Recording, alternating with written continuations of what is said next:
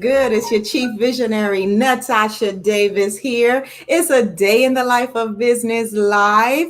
We are inside of my business lab and we are going to talk about some good things today. We are going to talk about investors. Like, when is it the right time to get an investor on board, right? When is it really the right time to get an investor? And when you're in your own business, it's kind of like, I've heard a lot of conversations about some things. So I said, you know what? Let's go ahead and let's open up the gates. We're going to talk about when and why should you seek an investor. Yes. So we're going into business lab today. We're going to dissect the good, the bad, and the ugly. But you know already that before we jump into the business lab, one, you got to go let somebody know that we're live right here. We're live on Instagram. We're live on LinkedIn. We're live on Facebook. We're live on YouTube. Yes, we are. And we're going to jump in, but we got to loosen up first. And it's Thursday, and we have had a busy week, and it's been a good week. So we got to loosen up, because who says you can't have fun in business? All right. All right. Now, listen, I went back to the 80s on this one. Do you know who sings this? Right? Sometimes, we need to be saved.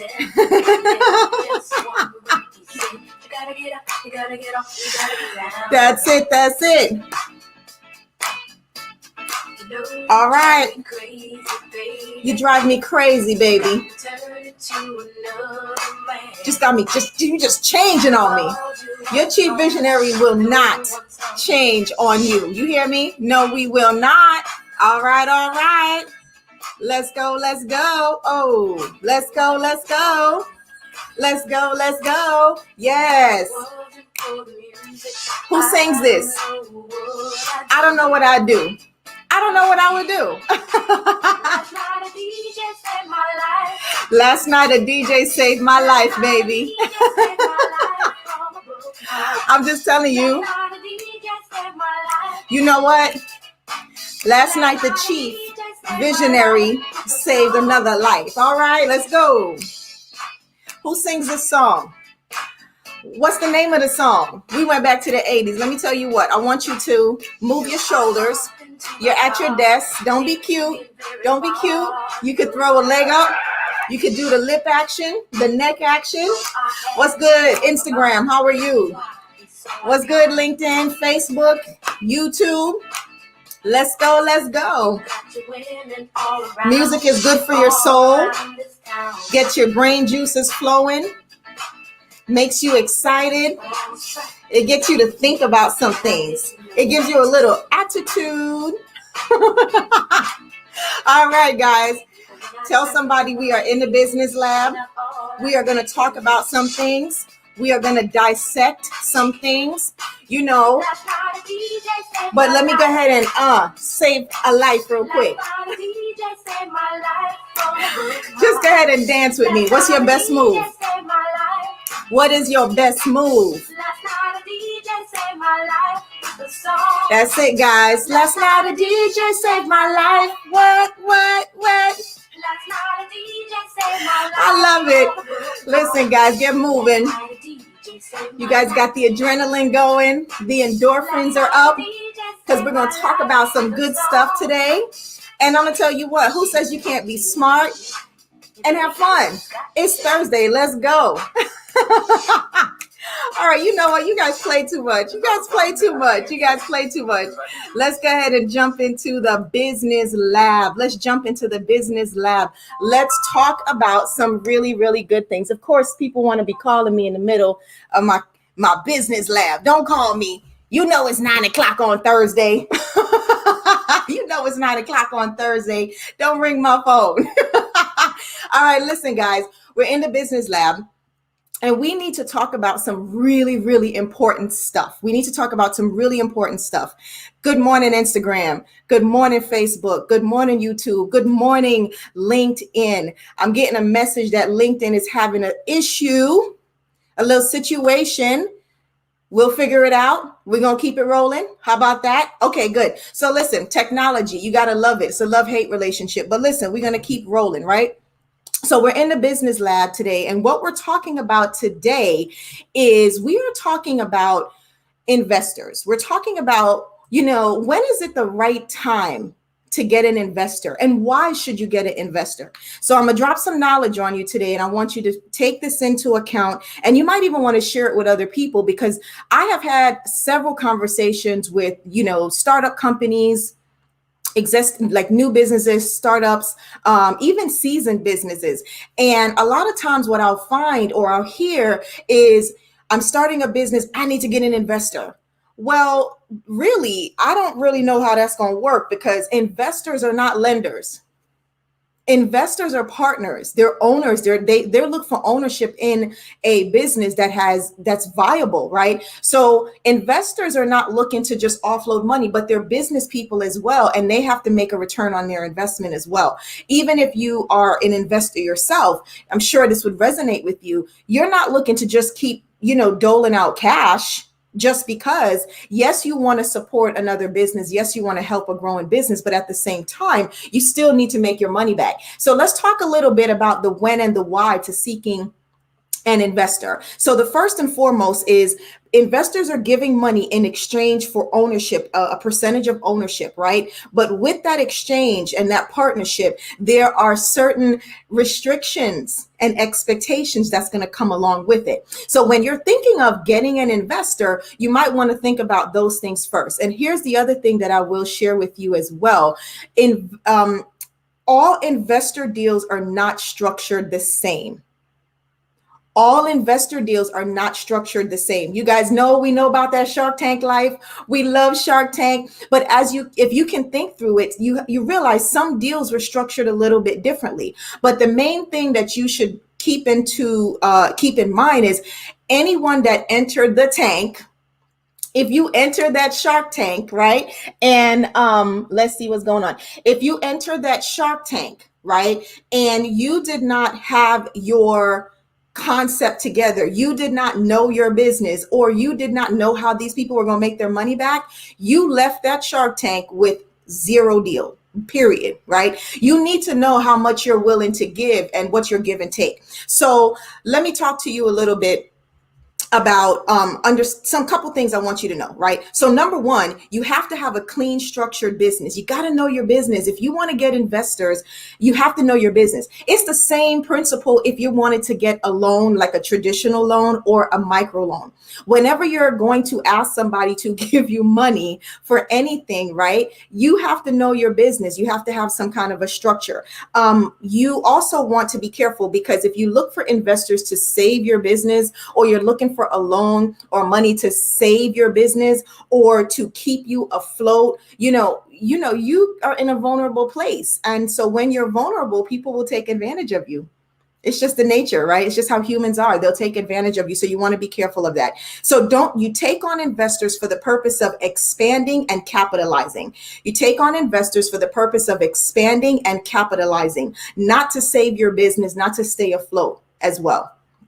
You also want to be able to walk away from a deal if it's not a win-win situation, right, guys? If it's not a win-win situation, you should have the ability to walk away from a deal. Hence my reason for saying, don't try to look for money to save your business, to stay afloat. You want to be careful, because then you're in a vulnerable place and you'll take any offer that's on the table, and that offer may not be in your best interest.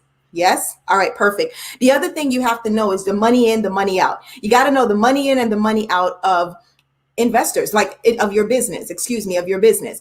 Know how the money comes in, know when the money's going out, and how the money is going to go out. So understanding the financial health of your business is really important, which you're going to definitely need to have a CPA on the team that knows about your business, that understands what your goals are and things of that nature.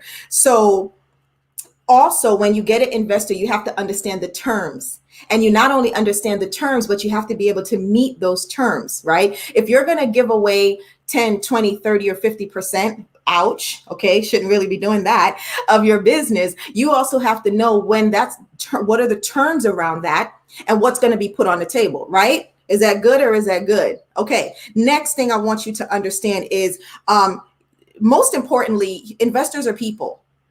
They're human beings, they're business people. So you have to be able to ask, okay, what is it that they want out of this deal? Why are they, pay attention to why they're interested in your business and in your offer. And then the next thing, when you find out what they want clear as day, then you need to make sure that is in alignment with what you want. And so when you get what you want and also what you're ready to give up, don't walk into an investor deal not knowing what you're willing to give up. Because if you don't know, my cap, my ceiling of amount of percentage of ownership is 20%, but you get an offer to give up 30, 33, or 40% of your business, and you don't understand what that really means, and you don't have a frame of reference, then guess what? You're vulnerable, and you're going to accept any and everything that's offered, and it may not be in your best interest. So you got to know what you want, and you got to know what they want, and you have to know what you're willing and ready to do. What are you willing to do, and what are you not willing to do as well? All right. So remember, investors are not lenders. They are owners and partners. They're not lenders. So they have requirements, they have expectations, and they want to make a return on investment.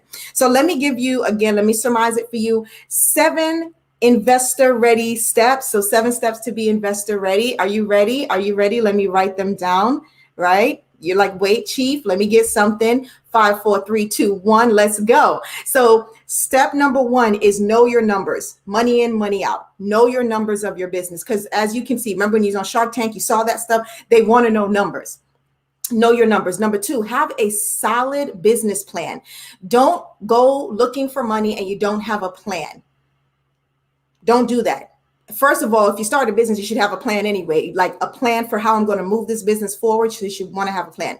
Number 2, you want to be clear on what your uniqueness is. What's your USP? Be clear on what your USP is, right? If you don't know what makes you unique and you can't articulate that, why is somebody going to invest into you? Because you're not doing anything like really special, right? I'm not excited about your vision, your anything. It's like, oh no, we just sell hamburgers. Okay, so does every other hamburger spot. What makes you unique, right? So really know your USP. Be able to clearly articulate your pitch and your story. If you cannot articulate your pitch and your story very clearly and confidently and proudly, you're going to run into some issues. Investors not only are investing in the business and the momentum of the business, the possibilities of the business, they're also investing in you, the owner, the visionary of it, right? So if you cannot proudly and confidently and clearly articulate your story and your pitch, you're going to run into some issues. So practice on that. Make sure that's really clear. Number 5, you need to be all in for your business. Don't be a part-time entrepreneur and expect someone to offload, $100,000 or $200,000 in exchange for 10 or 20%. They will come at you and say, look, we'll take the whole 80%. You can have 20% because you're clearly not serious, or you're not going to get a deal anyway. So be all in for your business. If you are in part-time mode, that's not the time to start looking for an investor. So be really, really careful, right? Plus also it will deflate your confidence. If you walk into a meeting with an investor and you're not ready, it will deflate your confidence. These investors don't have time for wasted time. I say time is money. We've had that conversation before, right? Time is truly money. All right. Know the legal aspects of investing. Bringing on an investor, there are legal ramifications and legal statutes, legal requirements to bringing on an actual investor. So you should know the legal ramifications and the legal aspects of it. So if you don't have a business attorney, you probably should get one before you start having these conversations about pitching to an investor, because an investor will want to know, do you understand the legal ramifications of this? If you don't understand it, some investors will take advantage of you and some will just drop you and say, no, we're not even going to go in because you don't know your business, right? The other thing is be clear on how the investor is going to make their money back. Be clear. Be really clear. This is what we're doing. This is what we're selling. Here's how many we're going to sell. Here's how much it costs. Here's what my margins are. Here's the return on investment. Here's when we're going to issue dividends. Here's how we're going to be profitable. Here's how we're going to scale, all that good stuff. You want to be clear. So those are your 7 steps to being ready to onboard an investor. And don't look for an investor to save your business and just to help you. You need to look for an investor to do what? for you to expand and to capitalize on. And it has to be a win-win situation. Is that good or is that good? All right, guys, it's your Chief Visionary, Natasha Davis here. We are inside of my business lab. I want you to think big. I want you to build momentum. And I want you to do what? Scale very fast. That's it. That's what I'm talking about right there. I appreciate you for joining me here inside of my business lab. Thank you so much. Please tell other people to come hang out with us. I'm dropping all that knowledge. And if you have not subscribed to my YouTube channel, please come over, come hang out with me. Go to YouTube, Impact Branding Videos.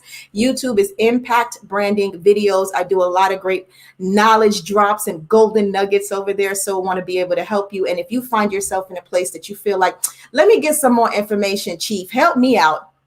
Go to www.getbrandingandmarketingtips.com, getbrandingandmarketingtips.com, and I will send you some really valuable, free, helpful information. It'll hit your inbox, boom, and you can implement right on time. Yes? All right, guys, my Instagram family, much love. Thank you so much. And guess what? If you are on Team Replay, I need you to hit that hashtag Team Replay.